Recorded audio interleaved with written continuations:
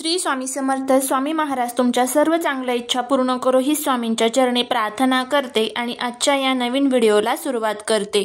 श्रावण महिन्यामध्ये ज्या घरात या दोन वस्तू खाल्ल्या जातात त्या घरात या दोन गोष्टी नेहमी असतात. अन्न हे धन्याचे भांडार आहे आणि संपत्ती वाढते. आता तुम्हाला सर्वांना माहीत असेलच की सनातन धर्मात श्रावण महिन्याची खूप महत्त्व आहे. अशा परिस्थितीत मित्रांनो, माता आणि भगिनींनो, आषाढ महिन्याची अमावस्येची तारीख संपताच श्रावण महिन्याची सुरुवात होते. मी तुम्हाला सर्वांना सांगते की श्रावण महिना भगवान शिवाचा सर्वात आवडता महिना मानला जातो. संपूर्ण श्रावण महिन्यात लोक विधिवत भगवान शिवाची पूजा करतात आणि जल अभिषेक, दूध अभिषेक यासह इतर धार्मिक उपक्रम केले जातात. सनातन धर्मात श्रावणाचा हा पवित्र महिना भक्त, माता आणि भगिनी एक उत्सव म्हणून साजरा करतात आणि भक्त, माता आणि बहिणी भगवान शिव यांची भक्तिभावाने पूजा करतात. असं म्हटलं जातं की श्रावण महिन्यात जी भक्त आई, बहीण पूर्ण भक्तीने भगवान शिवाची पूजा करते तिच्या जीवनात सुख आणि समृद्धी प्राप्त होते. भक्तांच्या जीवनातून सर्व प्रकारचे पापे, दुःखे आणि कष्टे दूर होतात आणि भगवान शिवाची असीम कृपा प्राप्त होते. अशा परिस्थितीत माता आणि भगिनींनो, तुम्हा सर्वांना माहीत असायला पाहिजे की श्रावण महिना सुरू झालेला आहे. जर तुम्हाला माहीत नसेल तर मी तुम्हाला सर्वांना सांगते की 2025 मध्ये श्रावण महिना हा उद्यापासून म्हणजेच 25 जुलैपासून सुरू झालेला आहे आणि तो 23 ऑगस्ट पर्यंत संपेल. अशा परिस्थितीत यावेळी संपूर्ण श्रावण महिन्यात एकूण 4 श्रावण सोमवार असणार आहेत. प्रत्येक श्रावण महिन्यातील सोमवारचे विशेष महत्त्व आहे कारण श्रावण महिन्यातील प्रत्येक सोमवार खूप फलदायी असतो. जर तुम्ही श्रावण महिन्यातील सोमवारी उपवास केला आणि भक्ती आणि विधीने भगवान शिवाची पूजा केली तर तुम्हाला पूजा आणि उपवासाचे पूर्ण लाभ मिळते. तसेच वडीलधारी लोक सांगत आहेत की श्रावण महिन्यात उपवास केल्याने तुमच्या संपत्तीत, समृद्धीत वाढ होते. जीवनात घडणाऱ्या घटना देखील टळतात आणि जीवनात सुख आणि समृद्धी राहते. अशा परिस्थितीत जर तुम्ही श्रावण महिन्यात उपवास केला तर कमेंटमध्ये नक्की सांगा आणि जर तुम्हाला हा व्हिडिओ आवडला तर चॅनलला सबस्क्राईब करून कमेंटमध्ये ओम नमः शिवाय लिहायला अजिबात विसरू नका, जेणेकरून भगवान महादेवांची तुमच्या कुटुंबावरती, मुलांवरती अगदी भरभरून कृपा होईल.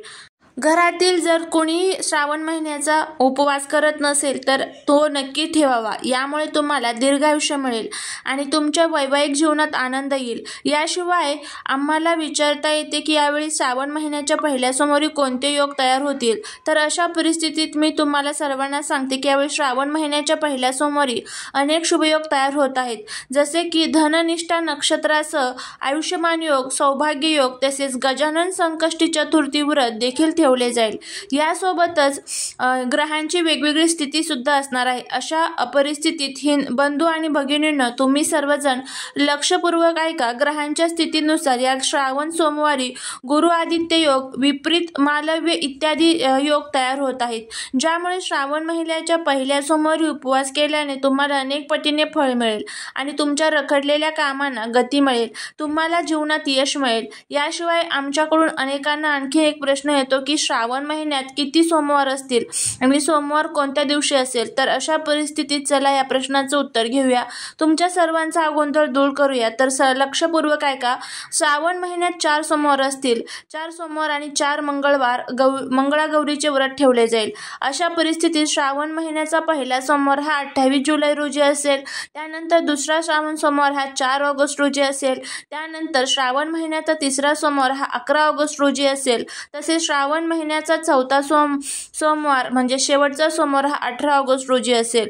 अशा परिस्थितीत अनेक भक्त भगवान शिवांचा आशीर्वाद मिळवण्यासाठी आणि घरात शांती आणि आनंद टिकून ठेवण्यासाठी श्रावण महिन्यातील सोमवार आणि मंगळागौरीचा उपवास करत असतात. ते पूजा करतात आणि जलाभिषेक करतात. याशिवाय अनेक भक्त, माता आणि बहिणी आम्हाला या श्रावण महिन्यात भगवान शिवाला कोणत्या वस्तू अर्पण कराव्यात आणि कोणत्या वस्तू आपण सेवन कराव्यात आणि कोणत्या गोष्टी आपण सेवन करू नयेत याबद्दल विचारतात, जेणेकरून आपल्याला भगवान शिवाचा आशीर्वाद मिळेल आणि भगवान शिव रागवू नयेत आणि आपल्याला जीवनात शुभ परिणाम दिसतात. आपल्या संपत्तीत वाढ हो, वैवाहिक जीवनात फक्त आनंदच आनंद असो.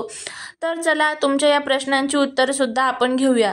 तुम्हाला हे जाणून घ्यायला आनंद होईल की श्रावण महिन्यात आणि श्रावण सोमवारी तुम्ही भक्तीने भगवान भोलेनाथांना काही खास गोष्टी अर्पण करू शकतात।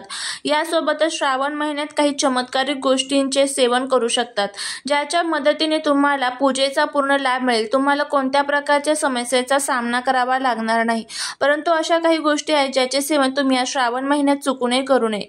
जर कोणी तुम्हाला हे पदार्थ खाण्यास सांगितले तर श्रावण महिन्यात ते खाऊ नये, तर तुम्ही ती वस्तू चुकूनही अजिबात खाऊ नये। अन्यथा श्रावण महिन्यात तुम्ही केलेला उपाय, पूजा, उपवास व्यर्थ ठरू शकतात। त्यामुळे तुम्हाला शुभ परिणामाऐवजी अशुभ परिणाम मिळू शकतात आणि तुमची छोटीशी चूक मोठी बनू शकते। अशा परिस्थितीत बघा, या व्हिडिओद्वारे मी तुम्हाला त्या सर्व चमत्कारिक गोष्टींबद्दल सांगणार आहे। जर तुम्ही तुमच्या भक्ती आणि श्रद्धेने भगवान शिवाला या गोष्टी अर्पण केल्या तर भगवान शिव तुमच्यावर खूप प्रसन्न होतील आणि तुम्हाला भगवान शिवाचे अत्यंत आशीर्वाद मिळेल। अपूर्ण इच्छा तुमच्या पूर्ण होतील। जर तुम्ही या गोष्टींचे सेवन केले तर तुम्ही तुमचे नशीब उजळू शकता आणि तुमचे भाग्य बळकट करू शकता, कारण वडीलधारी लोक देखील सांगत आहेत की या गोष्टी खूप प्रभावी आणि चमत्कारिक आहेत।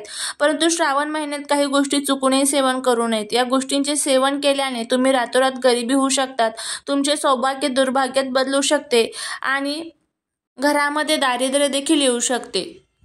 तर पहिली जी वस्तू आहे किंवा पहिला जो पदार्थ तुम्हाला या श्रावण महिन्यामध्ये खायचा आहे ते म्हणजे पहिला कच्च्या केळीची भाजी। हो, तुम्ही बरोबर ऐकलं, श्रावण महिन्यात भगवान शिवाला कच्च्या केळीची भाजी अर्पण करणे खूप पवित्र आहे, कारण कच्चे केळ हे सात्विक स्वभावाचे आणि संयमाचे प्रतीक आहे, जे भगवान शिवांना विशेषतः आवडते। अशा परिस्थितीत तुम्ही श्रावण महिन्यात विशेषतः श्रावण सोमवारी कच्च्या केळीची भाजी बनवावी। अशा परिस्थितीत माता आणि बहिणींनो हे लक्षात ठेवावे की कच्च्या केळीची भाजी लसूण आणि कांदा न घालता बनवावी, जास्त मसाले घालू नयेत, फक्त शुद्ध सात्विक अन्न बनवावे।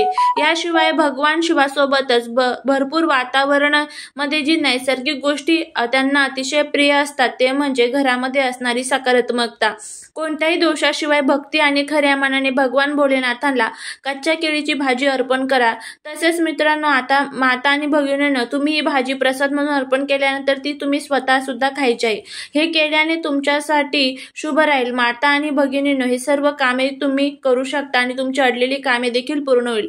क्रमांक 2 म्हणजे रताळे। तुम्हाला रताळ्याची भाजी माहीत असेलच, कारण रताळ्याची भाजी बहुतेकदा हिवाळ्यात दिसते आणि हिवाळ्यात खाल्ली जाते। अशा परिस्थितीत जर तुम्हाला रताळ्यांबद्दल माहीत नसेल तर मी तुम्हाला सांगते, रताळे ही बटाट्यासारखेच असतात, पण ते चवीला गोड असतात। तुम्हाला ते रताळ्याच्या नावाने देखील माहीत आहे। विशेषतः रताळ्याची भाजी म्हणजे रताळे भगवान शिवाला खास नैवेद्य म्हणून अर्पण केल्या जातात, जेव्हा ते सात्विकतेने बनलेले जाते। याशिवाय ही एक मूळ भाजी जी आतून गोडपणा आणि ऊर्जेने भरलेली असते।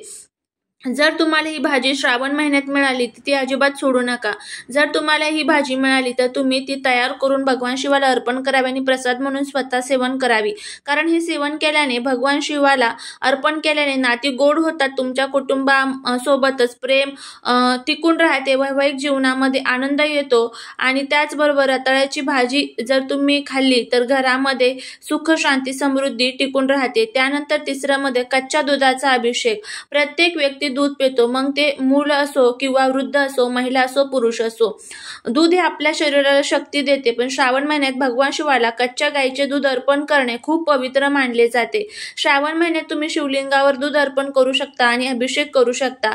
शिवलिंगावर दूध अर्पण करताना ओम नमः शिवाय या मंत्राचा जप करावा आणि त्याबरोबर दूध हे पूर्णपणे शुद्ध असले पाहिजे। चुकूनही शिवलिंगावरती अशुद्ध दूध अर्पण करू नका। मित्रांनो, तुम्हाला कोणत्याही प्रकारचे फळ मिळणार नाही जर तुम्ही अशुद्ध दूध अर्पण केले तर। अशा पद्धतीने आपल्याला ही श्रावण महिन्यामध्ये या ज्या 2 भाज्या आहेत तर त्या तुम्हाला खायच्या आहेत। आता त्यानंतर श्रावण महिन्यामध्ये कोणकोणत्या चुका आपल्याला टाळायच्या आहेत, त्यामध्ये या श्रावण महिन्यामध्ये श्रावण सोमवारचं ज्यावेळेस व्रत असतं किंवा इतर जे काही पवित्र सण असतात त्यावेळेमध्ये घरामध्ये ब्रह्मचार्याचं पालन हे आवर्जून झालं पाहिजे। त्याचबरोबर वादविवाद, भांडण, कटकट घरामध्ये होणार नाही किंवा बाहेरही आपल्याकडनं होणार नाही याची काळजी घ्या।